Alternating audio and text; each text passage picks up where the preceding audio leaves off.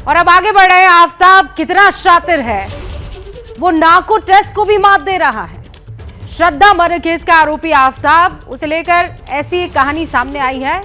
अखबारों में छपी एक रिपोर्ट के मुताबिक ये कहा जा रहा है कि आफ्ताब ने पुलिस को गुमराह करने के लिए, कानून के शिकंजे से बचने के लिए नार्को टेस्ट तक का रिहर्सल कर लिया था। मतलब समझ रहे हैं, उसने ये तैयारी कर ली थी कि मर्डर केस की जांच में अगर उसका नार्को टेस्ट हो जाता है तो वो करेगा क्या, किस तरह नार्को टेस्ट को भी वो फेल कर देगा। खबर चौंकाने वाली है और खबर तो ये भी है कि आफ्ताब ने खुद को बचाने के लिए एक नई चाल चली। आखिर क्या है आफ्ताब के माइंड गेम की पूरी कहानी, इस खास रिपोर्ट में देखिए।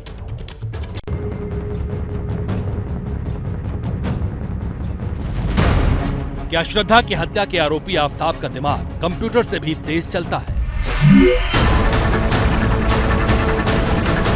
ये सभी मछली किसानों को बेबी फिश सप्लाई करके महीने का 2 लाख कमा रहे हैं।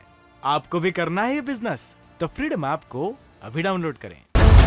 क्या आफ्ताब पुलिस के साथ माइंड गेम खेल रहा है?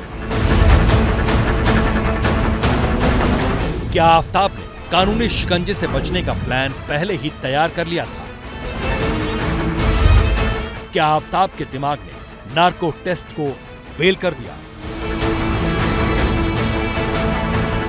बात हैरान करने वाली है, लेकिन टाइम्स ऑफ इंडिया में छपी रिपोर्ट के मुताबिक आफ्ताब पूनावाला ने नार्को टेस्ट के दौरान डॉक्टर और मनोवैज्ञानिकों को गुमराह करने की कोशिश की। यही नहीं, वो नार्को टेस्ट में पूछे गए सवालों की रिहर्सल कर चुका था।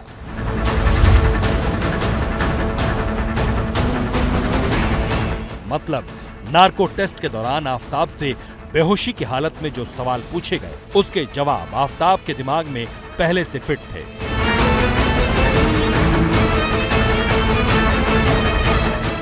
क्या आफ्ताब के शातिर दिमाग के सामने नार्को टेस्ट भी फेल हो गया? अखबार में छपी खबर पर यकीन करें तो कहानी बेहद चौंकाने वाली है। और सवाल ये कि क्या कोई शख्स नार्को टेस्ट को भी झांसा दे सकता है?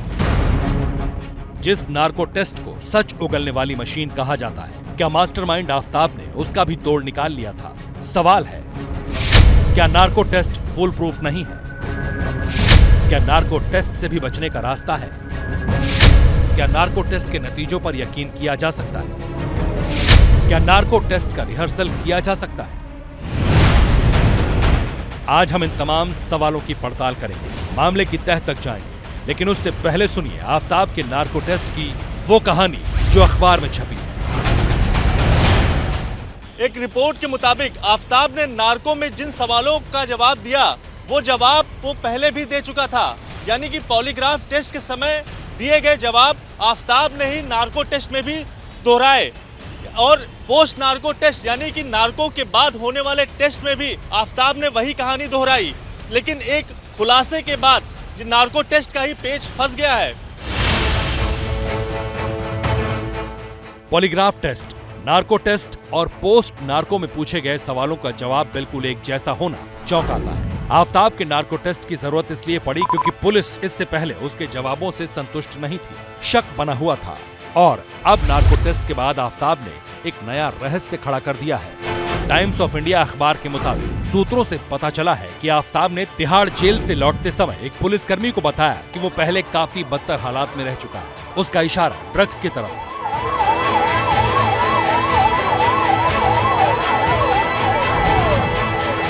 आफ्ताब ने पुलिस को बताया कि वो दिल्ली में नया था और उसे ठीक से याद नहीं कि उसने श्रद्धा के शव के टुकड़े कहां फेंके थे। आफ्ताब को ड्रग्स की लत थी। अगर ये सच है तो ये बात नार्को टेस्ट के लिहाज से काफी अहमियत रखती है। सवाल ये खड़ा होता है कि क्या कोई शख्स जो ड्रग्स लेता है वो नार्को टेस्ट को मात दे सकता है? और अगर ऐसा नहीं था तो क्या आफ्ताब ने नार्को टेस्ट से पहले कोई तैयारी की थी? आफ्ताब के नार्को टेस्ट की पड़ताल से पहले ये जानना जरूरी है कि आखिर नार्को टेस्ट है क्या। फॉरेंसिक एक्सपर्ट्स की माने तो नार्को टेस्ट के दौरान आरोपी को कुछ ऐसी खास दवाएं दी जाती हैं जिससे वो होशो हवास में नहीं रहता। सम्मोहन जैसी हालत होती है और इसी दौरान आरोपी से सवाल किए जाते हैं। नार्को एनालिसिस टेस्ट को हम ट्रुथ सीरम टेस्ट भी बोलते हैं। इस टेस्ट में बेसिकली हम एक ड्रग सब्जेक्ट को देते हैं। ये ड्रग देने के बाद हम कुछ टाइम के लिए वेट करते हैं, जो कि आधा घंटा से 1 घंटे का टाइम हो सकता है। जब ये ड्रग दे के हम जो वेट करते हैं वो ये होता है इसलिए ताकि वो जो सब्जेक्ट है वो एक ट्रांस स्टेट ऑफ माइंड में चला जाए। ये वो स्टेज होती है कि पर्सन से अगर आप कुछ भी क्वेश्चन करेंगे तो जो पहली चीज उसके दिमाग में आएगी वो बिना फेर बदल के, बिना बदलाव के आपके सामने वैसा का वैसा रखेगा। मतलब कि उसकी इनहिबिशन पावर जो होती है उसे हम सप्रेस कर देते हैं ताकि वो किसी भी तरह की मैनिपुलेशन ना कर पाए। अखबार में छपी रिपोर्ट बताती है कि आफताब ने एक पुलिसकर्मी को यह संकेत दिया कि वो ड्रग्स का सेवन करता था। नशे की हालत में उसने श्रद्धा के शव कहां फेंके उसे मालूम नहीं, लेकिन यहाँ सवाल यह है, क्या ड्रग्स और नार्को टेस्ट का कोई कनेक्शन हो सकता है?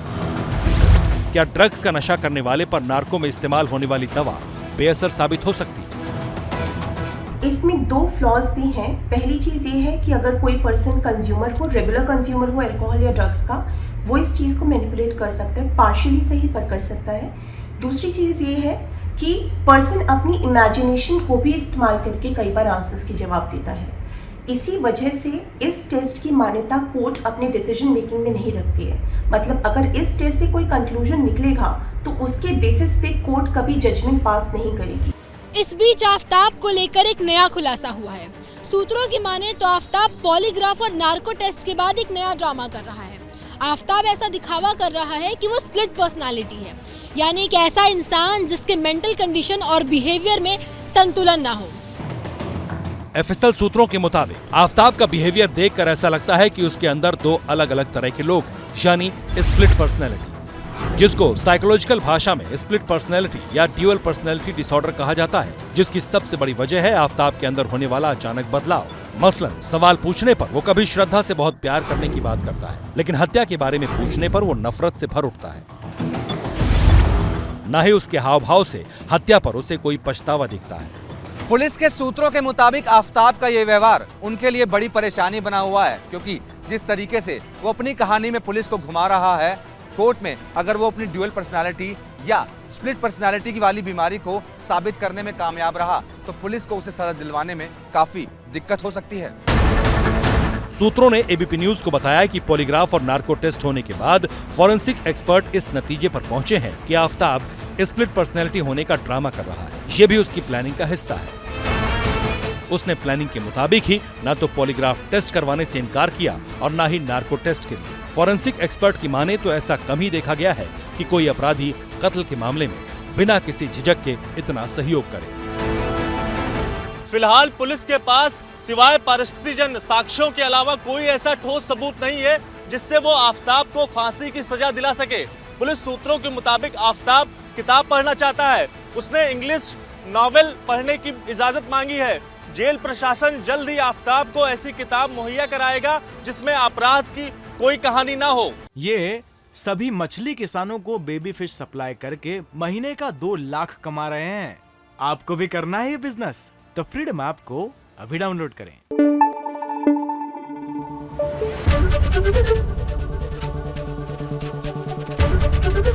एबीपी न्यूज आपको रखे आगे।